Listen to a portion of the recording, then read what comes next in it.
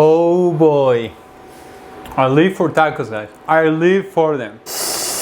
Oy, oy, oy, chiquito. Hello, guys. Welcome back to my kitchen. If you don't know me, my name is Lalo, and this is the Lalo Lab. Today we're gonna make something incredible, something amazing, something that most people don't use. And this is celery root or celeriac. We're going to marinate it with an adobo that is going to be delicious, made out of chile pasilla and pear. Why? Because pear are in season right now. Why we don't make the most out of it, right? So that's what we're gonna make today. This root is cultivated in the Northern Europe and in the Mediterranean, also in North Africa and North America. And the way we're gonna cook it is we're going to sous vide it and cook it for about 2 hours at 85 degrees. First, it's going to absorb all the marinade, but also it's going to slowly cook at just one temperature without that variance of temperatures high and low. It's gonna make it tender. And then we're going to roast it in the oven to have a delicious and amazing celery root. Then we're going to start cutting it and we can make tacos with it. But you can put it on top of your rice, on top of any grain. It is so versatile, trust me. This is just one way you can do it. But if you, let's say you don't like adobos, Mexican adobos, that I doubt it, maybe you can add olive oil, salt, some herbs, and do the same. But today I'm gonna show you that. Before we start, I just wanna remind you, if you haven't subscribed to my kitchen, just click that subscribe button for more awesome free videos like this one. So let's get started.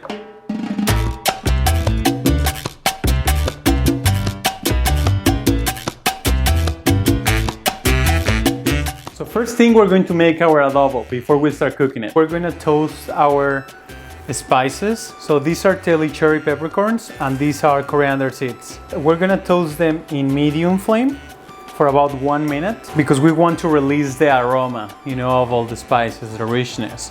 Then we're going to add our garlic into there and we're going to char it a little bit. And at the same time, we're going to do our chilies. This is chile pasilla. It's a Mexican chili. It's dried, but before it was dried, this chili was called JOILCAN. This was a green chili, long chili. It has a mild to mild hot spiciness. We're going to toast it again to extract all the aroma, all the flavors, and then we're going to soften it in water. I can emphasize enough the fact that you need to toast your spices. When you toast them, you release those oils and all the flavors start coming out. That's why it's necessary to do it. Sometimes I know it is very difficult, you don't have time. So what I recommend you do is toast them in advance and have them already toast, then just grind them at the moment. Or even, this is the last thing that I would do, but then just toast them and grind them and then just keep it in a jar. Preferably airtight container. So let's come back here. Okay, so now they are toasted, they smell beautifully, super delicious. The coriander is just amazing. Then just place them into a bowl. We're gonna continue now with our peppers. It is really important that you clean the pepper, right? These dry chili. So what I will remove is the stem that is dry, and I'm going to use everything, the veins and the seeds, because I want all the flavor. I don't wanna leave anything out. If you want it a little bit less spicy, something I would do is I would open it with scissors and then remove the veins and the seeds and only use the flesh. The way I will toast this is on medium flame, and then just with your fingers or with a spatula, if you feel more comfortable, just press down. Make sure it's not too hot because you don't want to burn your chili. So you just want to press it a little bit. This is not yet toasted. I want you to see the color there because it's going to change. You can do this also on open flame. So just press. It starts feeling hot here, but it's not ready yet. You're going to see these blisters in the chili. That is the result of the heat. So that means that these are ready, and also the smell is telling you. Now I'm gonna flip it and do the same in the other side. To be honest, I prefer to do it on open flame because it's faster, but you can control more the heat in the pan. Just keep that in mind. Okay, last step, we're going to put our garlic and our onion in the pan, and we're going to let it cook until it acquires some color. This is gonna take about 5 to 10 minutes, I would say, depending on the temperature that you have it. Lastly, I'm going to add my pear, and I'm just going to put it like facing down, just to caramelize the pear with its own sugars. Okay, so now we're going to clean our celery root. So this is the way that the celery root is. Like this part goes into the bottom, into the earth, and it has a lot of dirt. That's why we need to clean it. The first thing I do, I use a brush, then I just brush all of this off, and then when it's clean, I just dry it out, and then I'm gonna cut it and clean all the skin. I prefer to do it with a knife, but you can try to do it with a peeler if you feel more comfortable. First thing, we're going to remove the bottom, like that, and then we remove the top. What we want is a base. Now that it's stable, what we're going to do is start from the top with your knife angled, and then we're going to slice it down all the way down. Like if you were cutting like maybe melon or watermelon, like when you are peeling it from the skin, you want to take as little as possible of meat. Now I'm going to make some incisions here horizontal as deep as you can, because we want the marinade getting there. This is now not really unstable, so just be careful. If you can just remove a little bit of that so it's a little bit more manageable. My hand here always, just trying to avoid the fingers, so just go halfway. So we're gonna go from here to here of deepness, because then we're going to flip it and we're gonna do the same, is from here to here. We don't want to go all the way, because otherwise we're gonna have rounds and we don't want that. So from here, I'm gonna continue all the way up as close as possible. Doesn't have to be perfect, but you just wanna make as much incisions as you can. Then I'm just gonna start from the top now, just because I have more space to put my hand. The flavor of the celery root is very, very mild and super versatile. So you can do with these stews, you can do purees. Celery root purees are amazing. Now we have all of this. I don't know if you can see how it opens. Now the other way. So I went too deep in one side and look what happened. But it's okay. Look, so now I finished all the sides, and now what I just did, I just scored a little bit the parts that I wasn't able to reach with the knife, also because I don't want to cut all the way through, and it's ready. Now let's go to our marinade so we can put this in a bag and then put it to cook. So now we're going to transfer everything into a pot with boiling water, because we want to soften the ingredients. More than anything, the chilies, this is the point, because these ones are a little bit cooked. Look at the color, the beautiful color in the pear. This is the only one that we're keeping out of the water. The rest is going to go in. So this means the garlic, the onion, and the chilies with the spices. So these are our toasted chilies in, spices in, and we're gonna leave it there for about 20 minutes. It is very important that the chili softens, otherwise it's going to yield very little when you try to pass it through the tamis. That's why we wanna cook it, and also it disintegrates when we're blending it. Our chilies are done. So look how soft they are. I can even tear them apart with my hands. You see, this is what we want. So when you do this and the pulp comes out and you can create a puree with your fingers, the chilies are done. Cool, right? So we're going to add now the peppers, the onion, the garlic, everything that we put in here, all the spices. Also, I'm adding the pears. I'm going to add a little bit of the liquid in which all the ingredients were cooked, half of it. So we're going to add a pinch of salt, olive oil, and then we're going to blend until it's very, very finely pureed. Okay, so now look, we have a very creamy and delicious puree. It is kind of thick, and that's what we want. We don't want it very runny. We want more like a thick puree so it gets into the celery. And I clean up all the lid because this is gold. Okay guys, so now we're going to cut our bag. We're going to need a pretty large bag for this. Good thing is I have a roll so that I can cut, the size that I wanted. Sometimes they sell large bags as well. I think a large bag is what you would need. So this size more or less, because I'm gonna need some air so when I'm extracting the air out of the bag for the marinade. So I think that side is pretty good.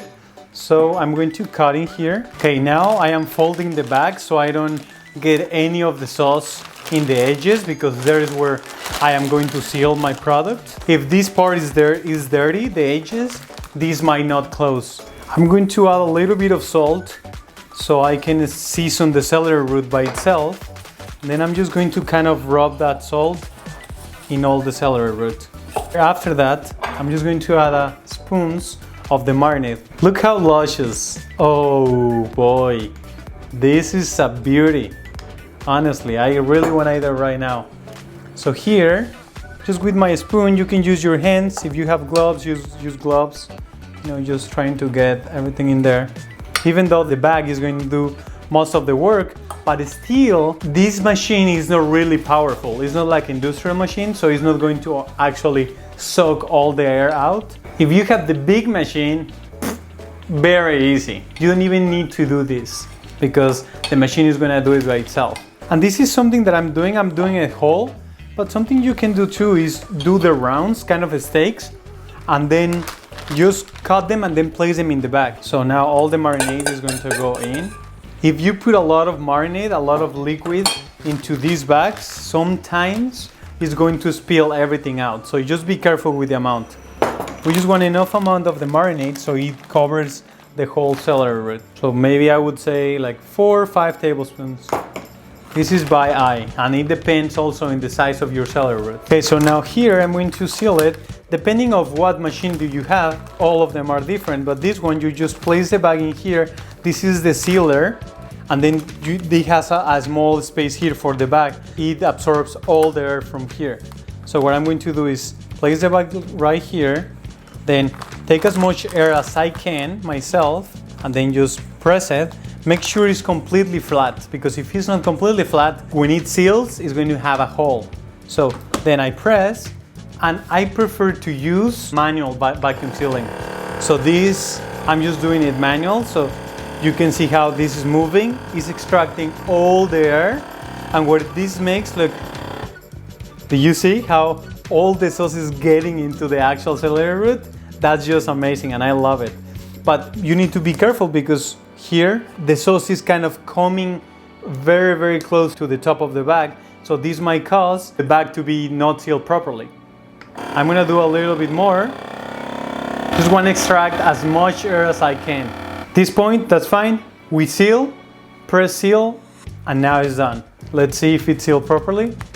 So this is what I meant with the sauce. We have a little bit of the oil here, but still it did seal it very, very nicely. So that's very easy. We can just clean that with a little towel or something, and then we put it in the vat. Okay, perfect. Now we have our celery root packed completely without any air in this gorgeous and delicious marinade. Now we're going to cook it. The temperature that is set this sous vide machine is to 85 Celsius. So I'm going to put it in for 2 hours. You don't need to do anything else. Just leave it in there, and then after that we're going to roast it.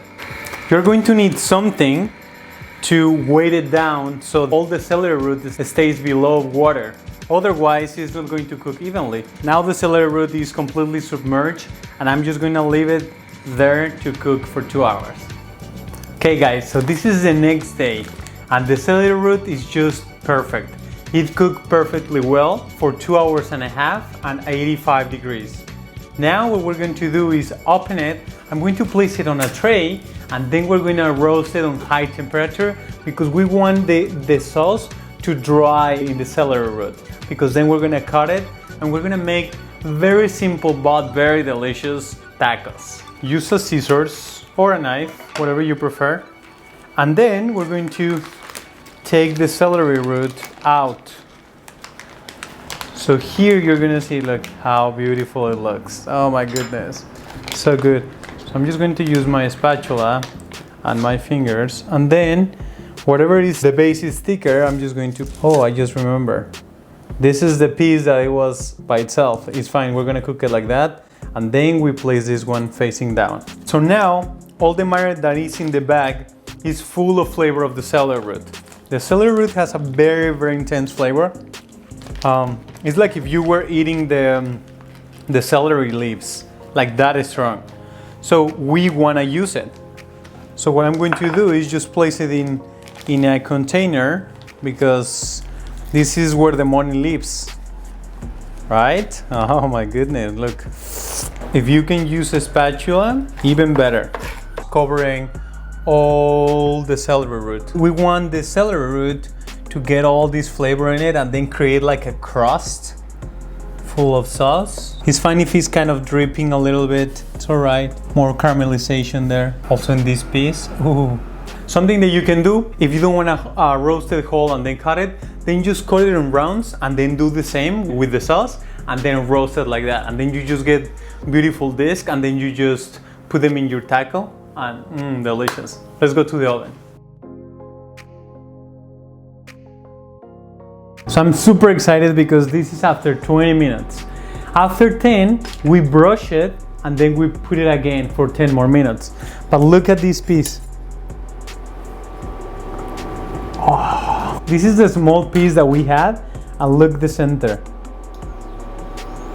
So beautiful, right? So here, this is the big piece. And did you see how I said that the sauce would stick into this? That's what I wanted.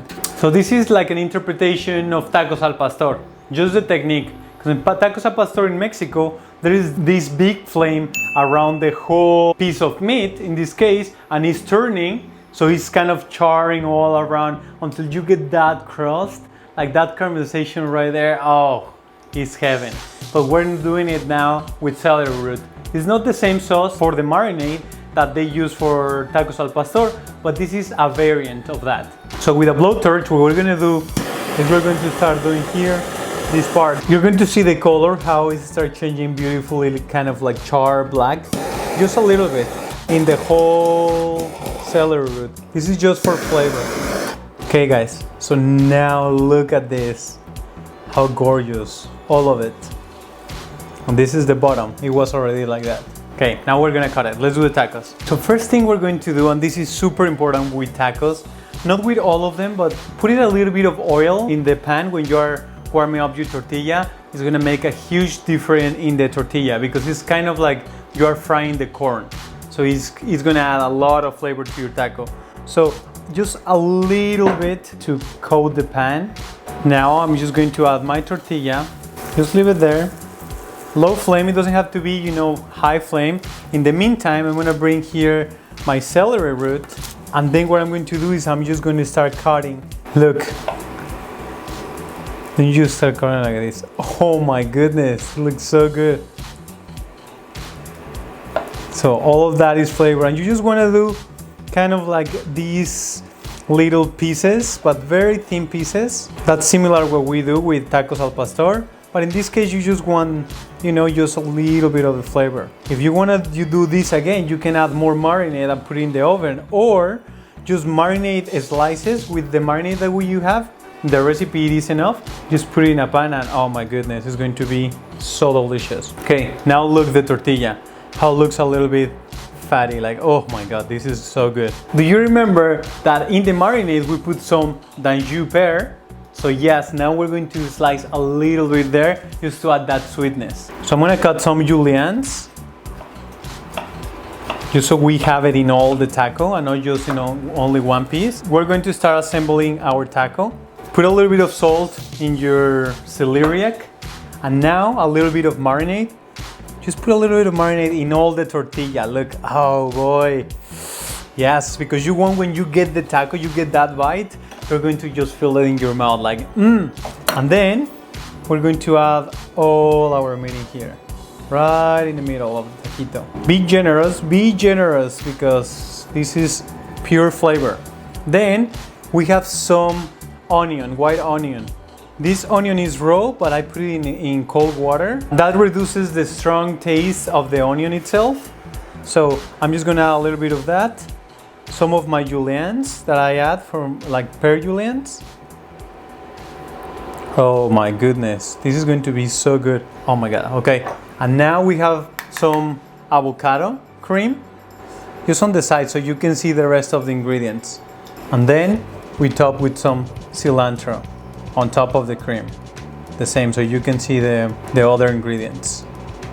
And there we go, look. Oh boy, this excites me guys. I don't know about you, but I am really excited. I am really excited. I am dying to eat it, guys. Honestly, I'm dying to eat it. My producer just corrected me. I say I'm dying, but she says dying to eat it. So I am dying to eat it. I'm sorry. Sorry for the English, okay? I'm sure you will understand, right? Okay, look. Oh, yo, yo, chiquito. Okay, voila. All the work that we did in one plate. Beautiful, and when you eat it, or when someone else eat it, they're going to love you. Amor, do you want some? Or should I eat it all? I live for tacos, guys. I live for them. Leave your comments down below. And also, if you haven't subscribed to my kitchen, just click that subscribe button for more delicious and amazing recipes like this one. Enjoy the tacos because I already did. Thank you so much. See you next time.